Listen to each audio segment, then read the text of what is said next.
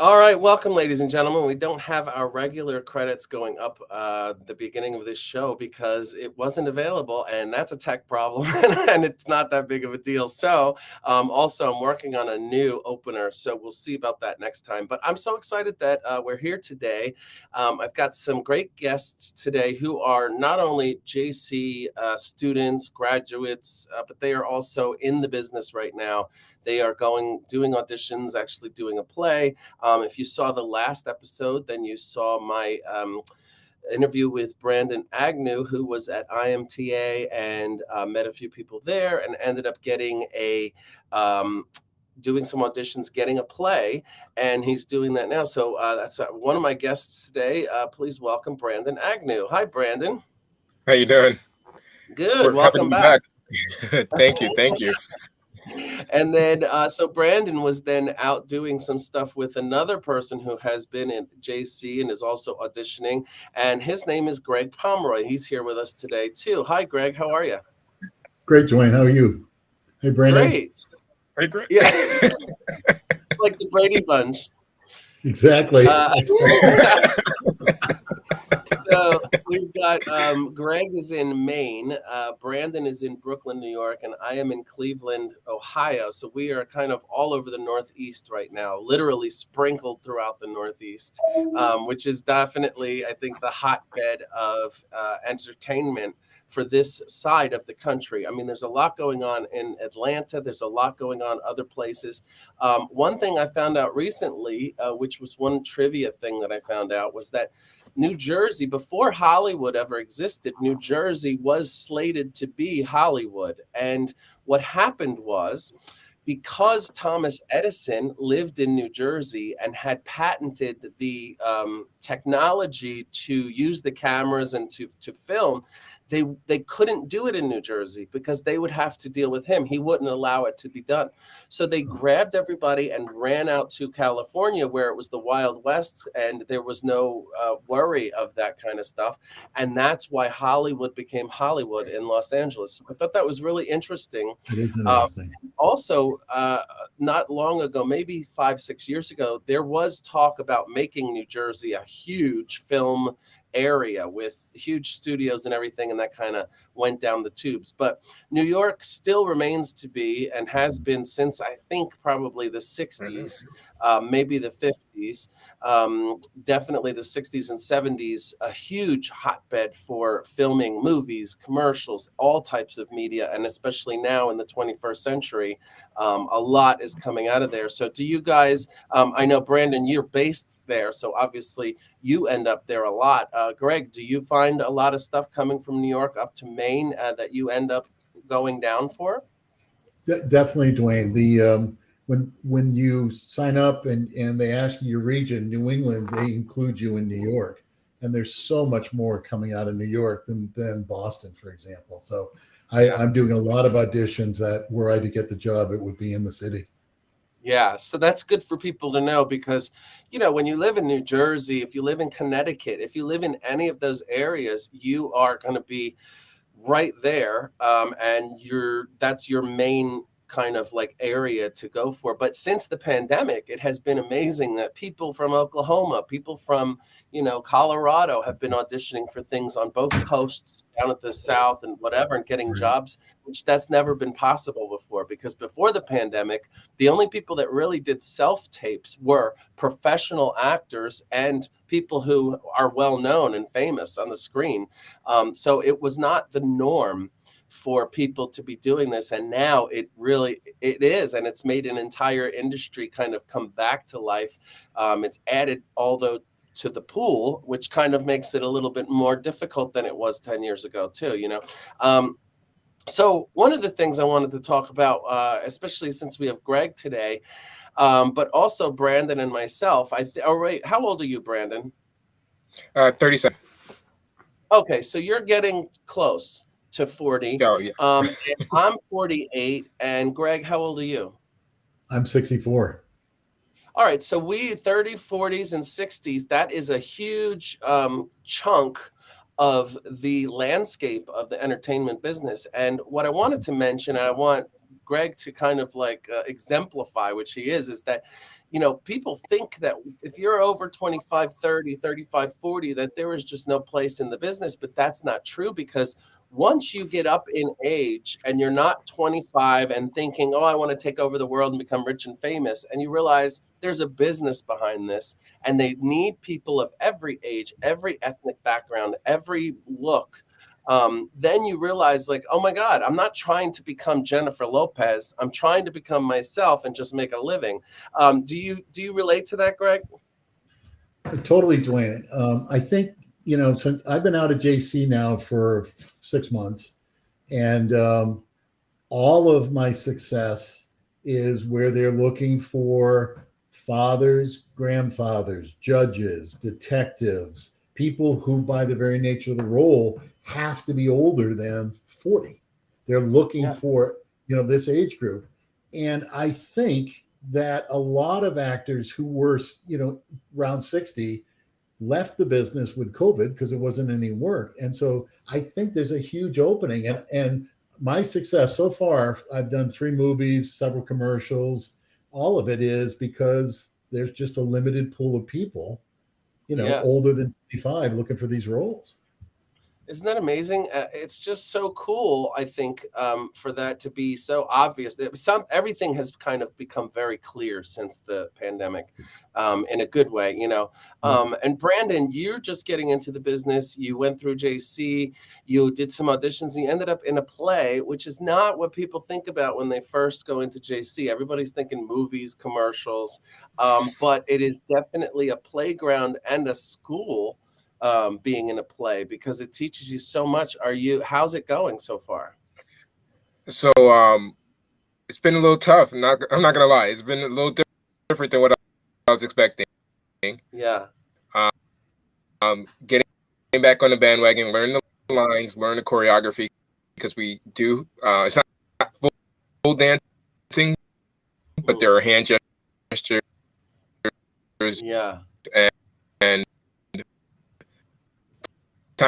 timing that must be set to music. We originally learned the script by reading through it and going through the O's in different sections and adding things as we go along. Now we're trying to get everything put together as one whole piece. So right now it's a little harder, but it's fun. I'm getting used to it, and now I'm just trying. Yeah, it's interesting because, when you're in a studio filming, let's say a commercial or a TV show, things, well, it depends if you have a studio audience. If you don't, then obviously you're doing things sometimes 20, 30 times to make sure that you get it right, make sure that there's so many things that the editor can really look at to pull from to create that final masterpiece. Whereas when you're doing something live, and I know because I'm a stand-up comic for almost 30 years now, is that it teaches you, when you're live, it teaches you how to think on your feet and not just rely on what's been written or any of that. And then improv comes into that. And Greg and I have talked a little bit about that, about how improv is just so important. So I'm excited for when you get to be in front of the audience and really get to use what you learn in this time, because it is always tough in the beginning with choreography, music, lines. It's like, oh my God. But one of the best things I ever did, I did a show called The Laramie Project, where I ended up having to play 6 different roles, and I had to learn 6 different lines, which was ridiculous. And the way I did it was I had to record myself saying all of the lines onto what was then a CD, when we could burn CDs. And I burned a CD and I listened to it in my car every single day for like 13 or 14 days. And by the end, it was just like any song that I hear on the radio. Once I hear a song 3 or 4 times, if I like it, I can remember every word when it comes in. Just like that, I learned that about myself. And so whenever I have to learn a lot of stuff, I know that doing it that way will work for me. So it's kind of cool that that's what you get, from live theater, and having to do that stuff in the moment, because it's not like you can be like, oh, can I read that line again? There's actually people sitting there looking at you, and it's a great lesson. That's great. Now, Greg, tell us about your most recent thing. What was your most recent job that you've done? So the most recent will be this Thursday when I'm flying down to Charleston, North Carolina to film a commercial. But I'm in the middle of a shoot for a movie, which is a horror movie. And I am the forensic pathologist who purportedly is trying to help everybody solve the murder. And it will turn out that I'm actually a co-conspirator with the murderer. So we're in the middle of that now. And yeah, it's fun.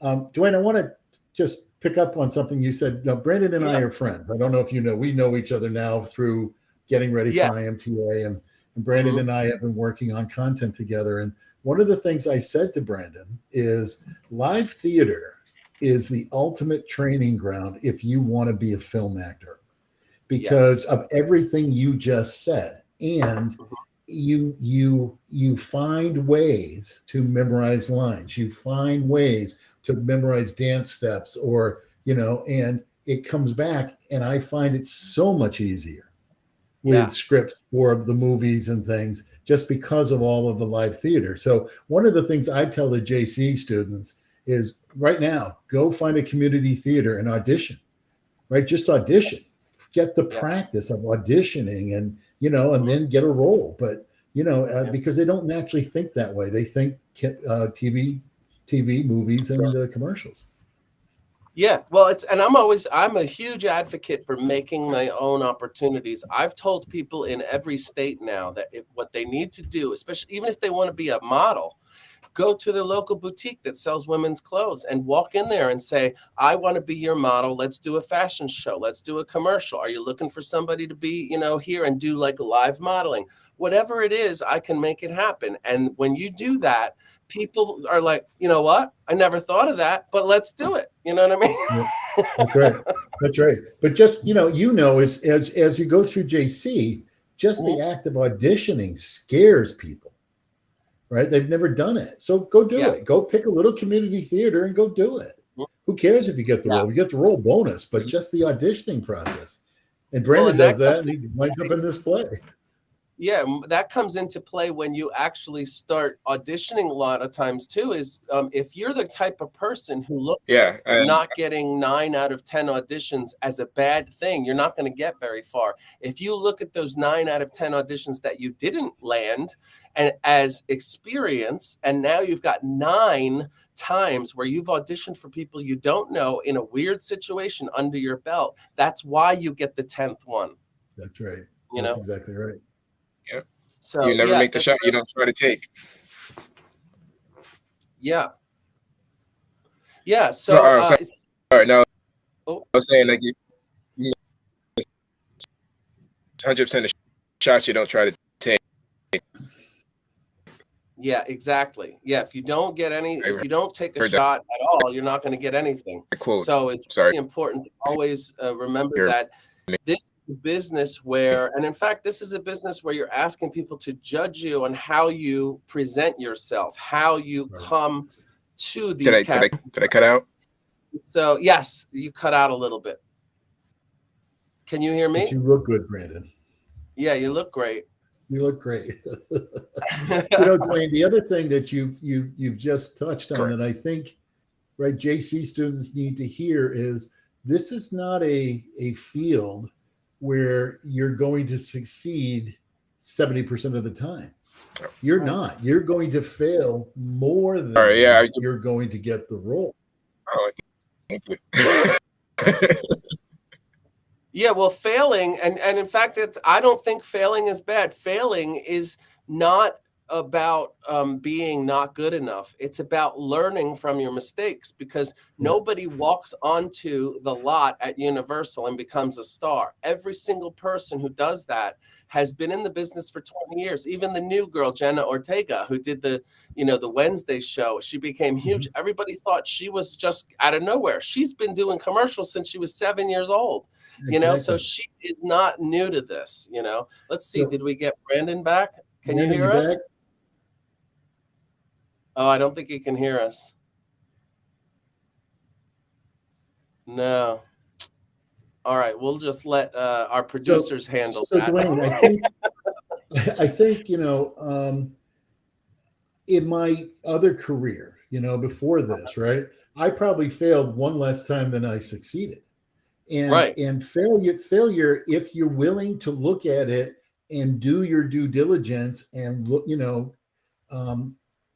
and try to understand, you get stronger from it. And this field is all about failure, try to figure out what to tweak, fail, try to tweak, boom, there's a job. And then once you get the jobs, they can start to snowball because you're starting to understand what people are looking for. Yeah, this isn't the kind of business as in, like, let's say a heart surgeon doesn't want to lose 20 patients before the 21st patient gets a good heart surgery.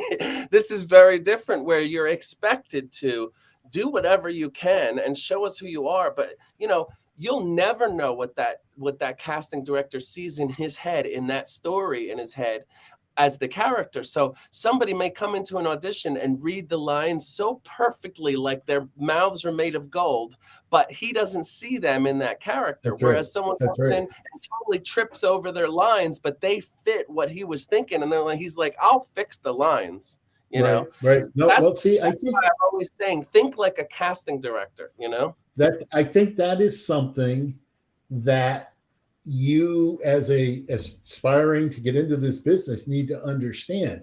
It's not necessarily what you think the role needs to be. It's what you think, our producers say we have Brandon back. Can you hear us, Brandon? Oh, we can't hear you.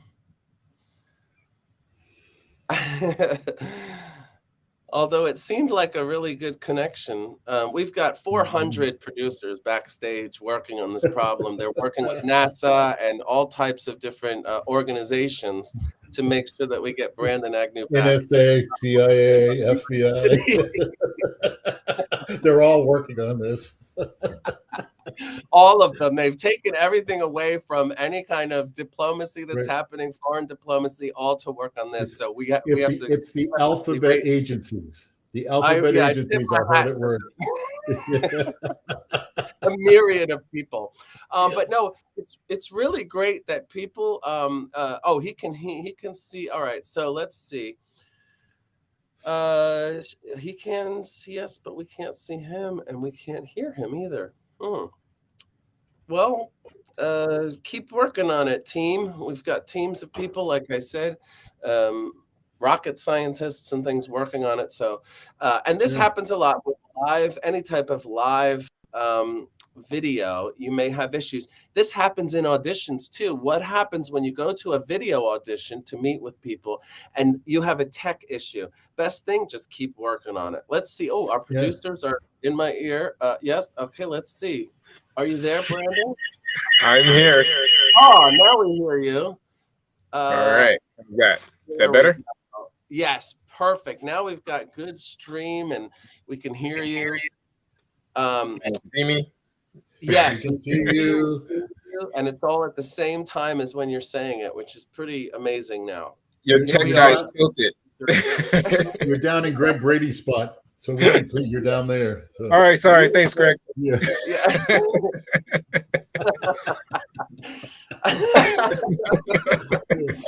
That's perfect. See, now maybe what we should have is enough people in our group that could do a whole Brady. So that's 9 people. So we got to keep that That's in right. mind. Absolutely. So, in fact, we're It's either looking that for or the people. Hollywood Squares. Yeah, exactly. I love Hollywood Squares. Yeah. And actually, there's a really good. That's one of the things I tell people they should look at is old videos of Hollywood Squares and game shows, because you see stars from the 60s, 70s, whatever, and to watch how they are in those situations is really helpful as an auditioner. The same thing with any, your mouth is not used to speaking eloquently all the time unless every single day you're doing a speaking engagement or something. So what I like to do is I like to turn on the captions on my TV when I'm watching something, and I'll just try to say the words with the people on the TV so that even the commercials and things. And so little stupid things like that are what keep me kind of brushed up at all times, even when I don't know I'm going to be doing something. I'm always trying to, so Brandon, do you have anything that you've been doing recently, especially, doing live theater now? Are they doing any warm-ups with you? Are you doing anything to get ready for that experience? Uh-oh. Did we lose them again? Oh, damn. I think we lost them again. Can you hear me, Brandon? Oh, we can't hear you again. And I'm lip syncing, and what you're saying is very eloquent, but we can't hear you. We can't hear you again. How does that happen? I don't know. Isn't that weird? I mean, that it would work for a minute and then it would go off. Yeah. But Dwayne, I think your point there is very good. When I'm doing musicals, not only do we warm our voices up to sing, but we do a lot of exercises to speak. And it's not something you cannot just do it if you haven't thought about it for the week. You need to be practicing it. I see this. I'm an orthopedic surgeon. I found when I was in practice, talking to my patients every day, it was very easy. Now that I'm retired from that, I have to practice or it doesn't come out right. Yeah, I think, people, I see this all the time at JC. When people are starting to read lines for the first time, they think they can just pop it out and make it sound great. And they stumble, their lips get tongue-tied, they get tongue-tied. And I remind them, this is a muscle that needs to be warmed up, as That's does exactly your voice. right.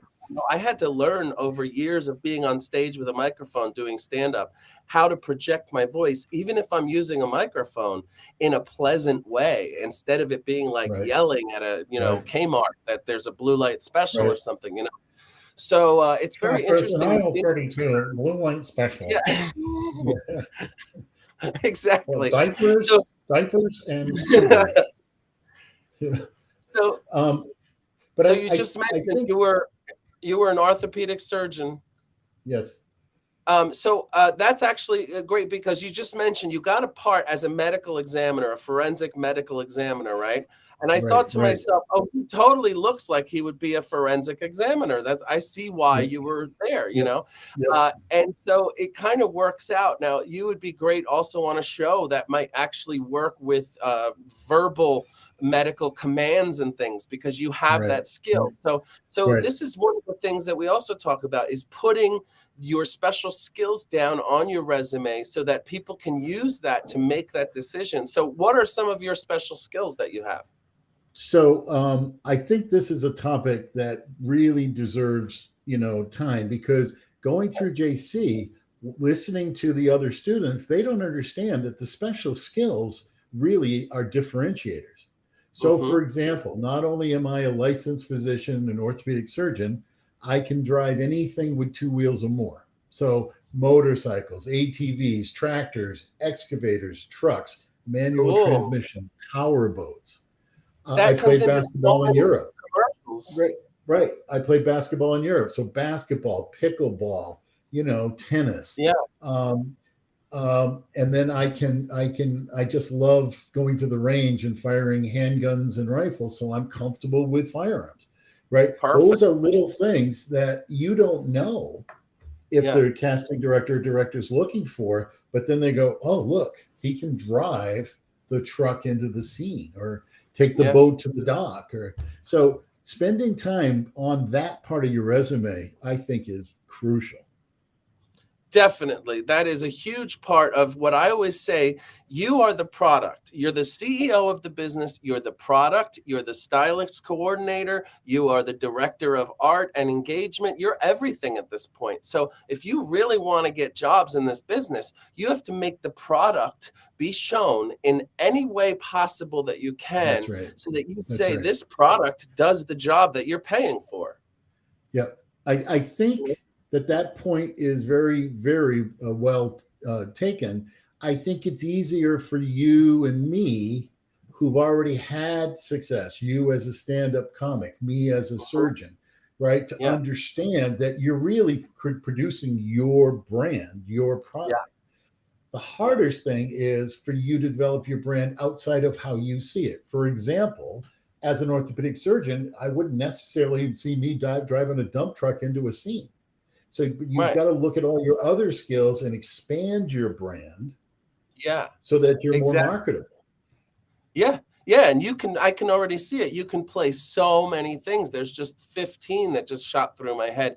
And that's the key behind this is not, what I fear and I think might be true is that the children, and I'm saying children 30 and under, Yeah. Yeah. young people who, they all of their entertainment knowledge and media knowledge is based around only the last 10 to 15 years in a way that is like very surface and That's very right. shiny but That's right. weird. And but what I've taken solace in is my innate feeling that because of that side of the pendulum swing, we are now coming back the other way, and that's why authenticity is so important now, and that is the cream of the crop. So I buy that 100%. I would add the word depth. What Yeah. we see, you've got to develop depth in what you're offering. Yeah. Because I will tell you, one of the movies I never auditioned for. I had auditioned for a part earlier that had nothing to do with this. Right. And because they saw me then, when this came up, they went, we want you to do this. Would you do that? Read this side for me. Do this cold read. And it's Right. so what you're really doing is developing your depth of what you're offering. And I think you're right. If you're 25, you just by nature of the fact you're 25, things are a little more superficial. You've got to figure out how to get depth to what you're offering. Yeah, and that's what you were saying about being a differentiator. When you speak about that, the differentiation comes from if you are at an audition, assume that there are 30 to 100 people that look, sound, and move just like you. And the only thing that casting director sees different in you is your personality, is your Right. special Right. skill, is whatever it Right. is you specifically do. Right. So to that end, Dwayne, one of the things I tell people at our local theater, you have no idea who's next to you in the parking lot.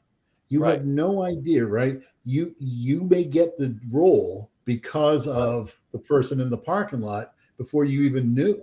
And so you've got to go and be in character, be ready to show yourself from the moment you pull into the parking lot or get off the train or, and be ready to demonstrate who you are to differentiate yourself from the other 30 people trying for the same role. Now, Brandon, can you hear me? All right. Now we can't hear you again for some reason. Every time you come on, though, I want to say you look great. You look marvelous. You look marvelous. You look marvelous. Oh man. Well, maybe and Brandon, this is the smartest I've heard you sound. He really has to rely on his looks for this one. Yeah. This is a case where you just have to rely on your looks. You have no choice. Well, Oh listen, my.